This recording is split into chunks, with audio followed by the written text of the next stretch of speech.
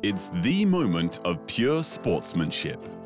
The contest over, the two combatants, both legends of their sport, having duelled for 4 days, shake hands and walk arm in arm from the 18th green of Turnberry, venue for the 1977 Open Championship.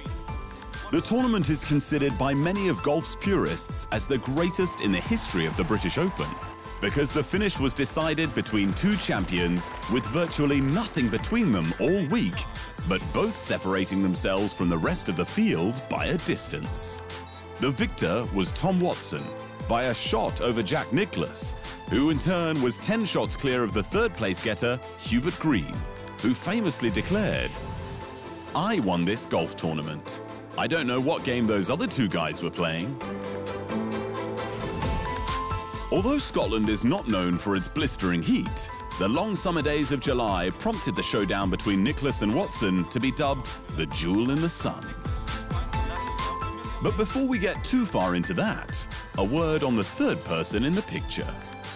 That's Alfie Files, legendary caddy from the days when caddies were so much more than bag carriers and yes men. Files already knew what it took to win an Open. He'd caddied for South African Gary Player, or as he and his ilk would say, caddied to Gary Player in his 1968 victory. And he was keenly headhunted by Watson when he made his first Open appearance in 1975.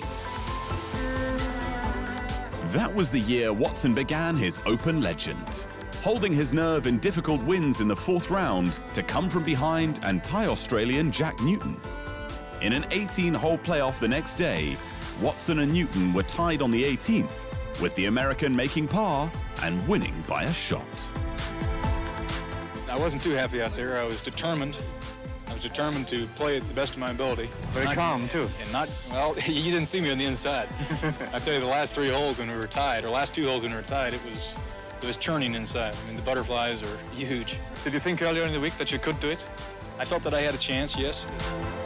After Watson's first win, Files was said to be less than impressed with the size of his caddy's fee, and they were not together in 1976 when Watson missed the cut. But for 1977, Files had obviously negotiated a bigger check. He was back caddying to Watson, and he would play a significant supporting role in the drama that would follow. The wind blows hard at Turnberry on Scotland's west coast. The golf resort, built in 1906 on the Firth of Clyde in Ayrshire, has 3 courses, and the original and best of them, called Ailsa, literally hangs over the North Channel of the Irish Sea. From almost every part of the course you can see the water, and this imposing piece of rock known as Ailsa Craig. 240 acres, 1,100 feet high, and 10 miles out to sea. The island is these days uninhabited and serves just 2 useful purposes: as a bird sanctuary and a giant quarry, with its microgranite base extracted to make the stones used in the quaint Winter Olympic sport of curling. Scots, like caddy Alfie Files, have a saying about Turnberry and its landmark rock. If you can see Ailsa Craig, it's going to rain. If you canna see it, it's already raining. But in July 1977, the weather gods determined that the duel between Tom Watson and Jack Nicklaus should be played under sun. Some members of the gallery even removing their shirts in the comparatively stifling Scottish heat of some 20 degrees Celsius. At the time, Nicklaus was 37, still the biggest name in the game by the length of one of his powerful drives. He'd won 14 of his 18 majors and had 3 tournament wins already in the 1977 season, plus a 2nd place in the US Masters. The winner of that Masters, by 2 shots, was Tom Watson. He was 27, and if his first British Open win in '75 was something of a surprise, he'd blossomed thereafter. The Masters, one of 4 victories so far in '77. While it was predictable that the two guns might fight out the finish at Turnberry, the manner in which it unfolded was not.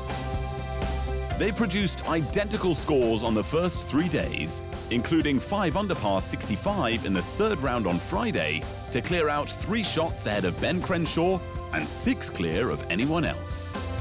The press predicted a 2-man duel on Saturday. Years later, Watson would look back on his pairing with Nicklaus as an awakening. Back in '75, I was just trying to learn how to play this game for a living and compete successfully. And I had a fortunate week, not a lot of wind, of course, not a lot of rough, and I prevailed in a playoff and with some wind. And that began my Open odyssey, you might say. The '77 Open at Turnberry was the place where I really felt that I belonged out here on the professional tour. I felt that I could play against the best and beat the best. At the start of his incredible professional career, after his brilliant amateur career, Jack Nicklaus was considered single-minded and determined. Not quite as popular as his greatest rival, Arnold Palmer. As he went from success to success, from major to major, the galleries came to idolize him too. He trimmed down, became warmer, and his nickname was upgraded from Ohio Fats to the Golden Bear. But that single-minded determination remained, and in the heat of the battle, Nicklaus was not one for idle chatter with his playing partners. Neither was Watson, for that matter, and as they made their way around Turnberry, they were respectful of each other, but barely said a word.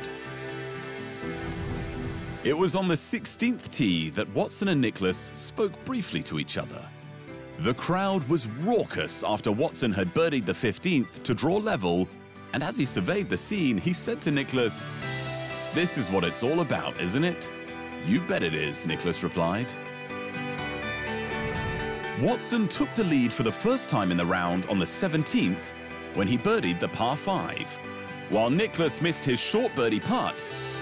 And so to the 18th, where Alfie Files had his moment in the sun. Having found the middle of the fairway, Watson was 180 yards out and wanted to hit a 5 or 6 iron. Alfie went for the 7 iron, and when Watson demurred, the caddy said, "The way your adrenaline's pumping, Tom."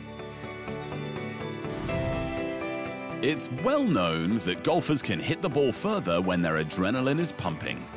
And Watson's 7 iron found the extra distance, the ball nestling 2 feet from the pin. The game looked over, but Nicklaus miraculously recovered from a poor drive to hit the green and sink a 30-foot birdie putt, forcing Watson to hole his short birdie putt for the win, which he did. 12 under par Watson, 11 under par Nicklaus. The rest of the field, nowhere in sight. Despite his renowned competitiveness, Nicklaus is equally known for his grace in defeat. And this was no exception. As they shook hands and walked off arm in arm, he said something he would repeat in public at the presentation. "I gave you my best shot, and it just wasn't good enough," Nicklaus admitted. "You were better." Nicklaus would go on to grow his tally of majors by another 4, including his 3rd British Open just 12 months later, and his famous 18th victory and 6th US Masters at Augusta at the age of 46 in 1986. Watson would go on to win 8 majors among 70 tournament victories, including the British Open 5 times, adding 1980, 82 and 83 on the links courses the boy from Kansas City, Missouri came to love. I've always considered the Open Championship the World Open because it encompasses players from all over the world more so than any other major championship or any other championship. That it brings just a wonderful array of different players from around the world to compete on the links courses, which is unique.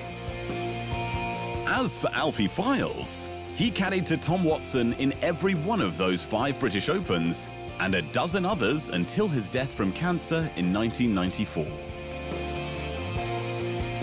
32 years after the Duel in the Sun, the Open was back at Turnberry in 2009 when Watson, by then 59, somehow managed to rediscover his youth. Incredibly, he once again stood on the 72nd fairway, needing a par to win. If only he'd remembered Alfie's words. The way your adrenaline's pumping, Tom. Watson forgot his late caddy's advice to hit one club less than normal. His ball bounced through the green, he bogeyed, and then lost a playoff to Stuart Sink. But as he prepared for the last of his 39 Open tournaments at St Andrews in 2015, he had no regrets. I wouldn't do anything differently at all. I think the luck of the bounce had something to do with it. I think my ball landed on the green at 18 on a downslope, it projected it over the green, and the only thing I would have done differently is make a better stroke on the winning putt that I didn't make. I made a lousy stroke. If I had made a good stroke and I didn't read it right, or I pushed it a little or pulled it a little bit, I wouldn't have been too upset. But I made such a bad stroke. I'd like to have that over again. As for golf fans, all they'd like to have over again is another jewel in the sun, when two greats of the game went head-to-head and stroke for stroke in a flashpoint of sporting history. Thanks for watching. For more great content on all the major stories in world sport, make sure you hit the subscribe button.